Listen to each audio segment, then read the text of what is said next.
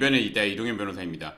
오늘은 2024년 변경된 학교 폭력의 개념에 대해서 한번 알아보도록 하겠습니다.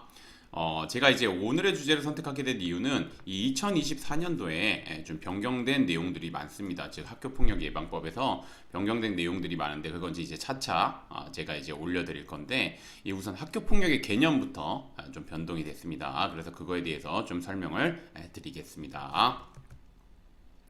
개정 전에 학교폭력의 개념은 보시면 학교폭력 예방 및 대책에 관한 법률이 개정되기 전에 이제 학교폭력의 개념 중 사이버 폭력이라는 개념이 없었고 사이버 따돌림 규정만 있었습니다. 그래서 실무에서는 뭐 저도 이제 학폭위원 했었고 지금도 이제 위원장도 하고 있고 위원으로도 활동하고 있고 그런데 이 실무에서는 뭐 사이버 따돌림뿐만 아니라 이 포괄적인 사이버 폭력에 대해서 학교 폭력이라는 개념을 인정했습니다. 그래서 이게 좀 문제가 되어 왔었습니다. 그러니까 학교 폭력의 개념을 좀 사이버 폭력이라는 거를 좀 포괄적인 걸로 좀 명확하게 규정해 놓고 그 한 유형으로 이제 뭐 사이버 따돌림 뭐 이런 식으로 이제 나와야 되는데 오히려 이제 잘못 규정되어 있던 거죠. 그래서 이제 보시면 이제 이전에 그러니까 개정되기 전에 이제 내용을 보시면 이렇게 나왔습니다. 사이버 따돌림이란 인터넷에서 하면서 보시면 아시겠지만 학교 폭력의 개념에서 학교 폭력, 따돌림, 사이버 따돌림 즉 사이버 폭력이라는 개념이 없었습니다. 근데 이제 사이버 폭력 엄청 많죠. 사이버 따돌림뿐만 아니라 사이버 폭력의 유형은 정말 많이 있습니다. 그래서 뭐 사이버 명예훼손, 사이버 모욕, 뭐 사이버 성희롱 뭐 딥페이크 뭐 엄청나게 많습니다. 정말 포괄적인 거를 규정을 뒀어야 되는데 이 포괄적인 규정을 안 뒀었습니다. 그래서 앞서 이렇게 어떻게 변경이 됐냐면 앞서 언급한 바와 같이 이전에는 사이버 폭력이라는 개념이 없었으나 실무에서는 사이버 폭력을 학교 폭력으로 인정하고 있었습니다. 그렇기에 저를 포함한 여러 전문가들이 뭐 저도 이제 교육청이나 교육전청 그다음에 이제 뭐 계속 의견을 냈습니다. 사이버 폭력이라는 개념을 도입해야 된다. 라는 의견을 여러 차례 개진했고 결국 2024년 학교폭력 예방 및 대책에 관한 법률 개정을 통해서 사이버 폭력의 개념을 도입하게 됐습니다. 그래서 어떻게 개정되었냐면 보시면 학교폭력의 개념이 있고 따돌림 그 다음에 사이버 폭력이라고 이렇게 적혀져 있습니다. 그래서 정보통신망 그 다음에 보시면 뭐 제2조 2랑 2호의 정보통신망을 말한다. 뭘 하면서를 이용하여 학생을 대상으로 발생한 따돌림, 그 밖에 신체, 정신, 재산상 피해를 수반하는 행위를 말한다. 솔직히 말하면 조금 더 디테일하게 적어줬으면 좋은데 아무래도 좀 이제 포괄적으로 규정하다 보니까 이렇게 규정한 것 같습니다.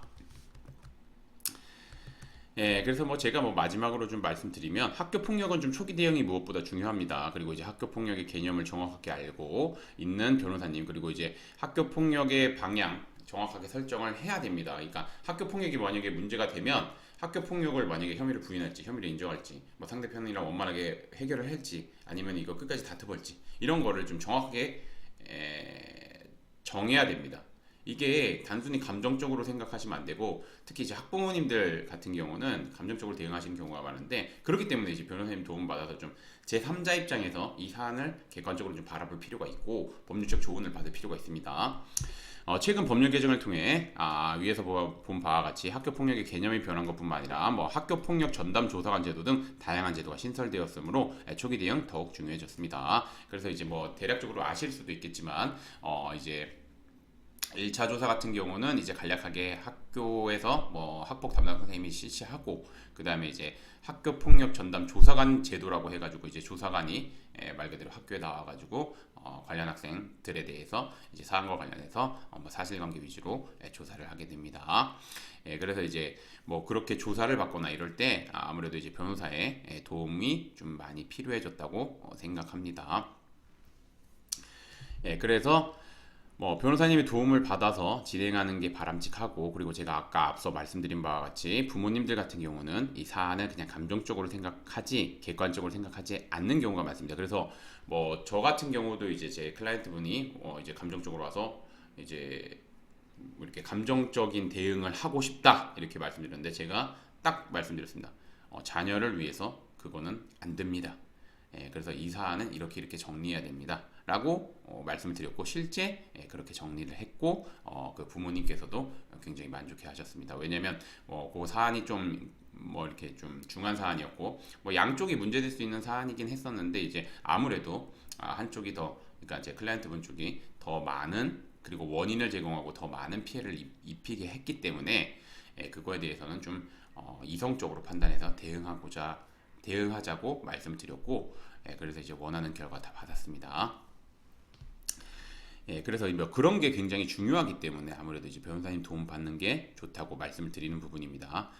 그리고 이제 변호사님의 도움을 받으실 때는 두 가지 꼭 확인하셔야 됩니다. 요즘 뭐 학교폭력 변호사, 학교폭력 전문 변호사라고 해가지고 많이들 있으신데 솔직히 말씀드리면 대한변협에 등록돼 있는 학교폭력 전문 변호사님은 전국에 제가 알기로는 한 30명 정도밖에 안 됩니다. 저 포함해서. 그러니까 그거 꼭 확인하시고 두 번째로는 학교폭력 전문 변호사라고 등록돼 있는 것뿐만 아니라 현재 학교폭력 대책심의위원회 위원으로 활동하고 있는 변호사님이 여야 합니다. 그러니까 왜냐하면 그 트렌드나 판단 주체를 해보기 때문에 어떤 게 쟁점이 되고 어떤 게 쟁점이 안 되고 어떤 게 중요하고 어떤 게 중요하지 않고 위원회에서 뭐가 쟁점이고 뭐 어떻게 진술해야 되고 이런 거를 다 디테일하게 설명해 줄 수 있기 때문에 현재 학교폭력 대책심의위원회 위원으로 활동하고 있는 변호사님의 도움을 받는 것이 맞습니다. 그래서 그 두 가지 요건 충족하시는 변호사님의 도움을 받는 것이 맞고 그리고 혹시나 저의 도움이 필요하신 경우에는 여기 이제 제 블로그를 보시면